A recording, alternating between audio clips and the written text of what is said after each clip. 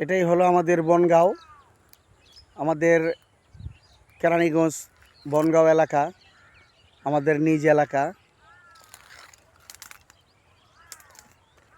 আসলে মানুষ নিজের এলাকায় অনেক ভালো ভালো সুন্দর দৃশ্য রেখে ঘুরতে চলে যায় অনেক দূর দূরান্তে, এবং সমুদ্র সৈকত আসলে এখানে নাই, কিন্তু গাছপালা,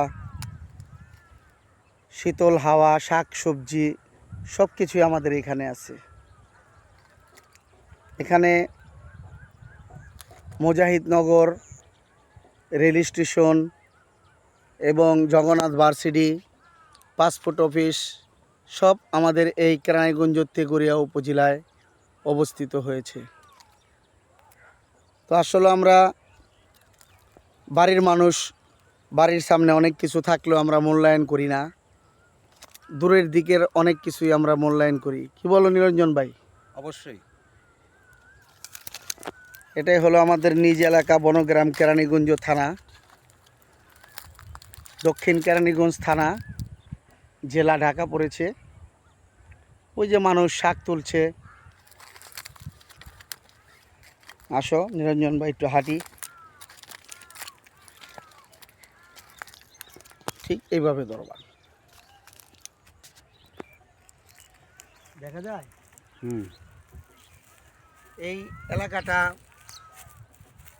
এটা হলো একটা ফসলি এলাকা। এই এলাকায় সরিষা, আলু এবং নানান ধরনের শাকসবজি এখানে তৈরি হয়। তো আসলে এই এলাকা থেকে অনেক জায়গায় শাক সবজি, সরিষা এবং ধুন্দুল, কদু এগুলো চলে যায়।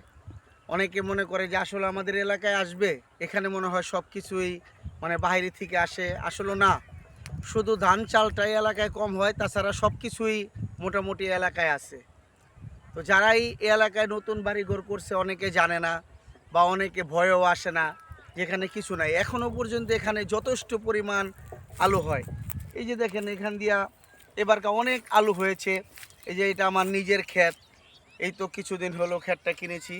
তো এখানে অনেক শস্য হয়েছে, আলু হয়। আমার এক বন্ধু নিরঞ্জন দাদা আমার ক্ষেতটা কিনে দিয়েছে। তো নিরঞ্জন দাদাকে অনেক ধন্যবাদ। আরও একটা ক্ষেত ইনশাল্লাহ কথাবার্তা হইতেছে, চলতেছে। দেখি যদি পারি আমরা দুইজনে ভাগাভাগি করে নেওয়ার চেষ্টা করব। কি বলো দাদা? অবশ্যই। তো যাই হোক, সামনে পূজা, পূজার ভিতরে উৎসব হবে, জিন্দাপীরের মেলা, মেলার ভিতরে উৎসব হবে। প্রায় 12 মাসে 15টা উৎসব হয় আমাদের এইখানে। তো উৎসব আনন্দর এখানে কোনো শেষ নাই। ওই যে দেখা যাচ্ছে, ওটা হলো রামকানাই মন্দির, জুলনবাড়ি এলাকা। ওইখানেও একটা উৎসব হয়, বছরে মিনিমাম 6-7টা অনুষ্ঠান ওইখানে হয়, নাকি দাদা? হ্যাঁ। 6-7টা অনুষ্ঠান ওইখানে হয়। তো আপনারা সবাই আসবেন, ঘুরবেন, দেখবেন। গ্রাম্য পরিবেশ আপনাদের ভালো লাগবে। সবাই এই গ্রাম্য পরিবেশে আসবেন, দেখবেন। আপনাদের কাছে এটাই আমাদের কামনা। সবাই ভালো থাকবেন। আসসালামু আলাইকুম। লাল রাখি।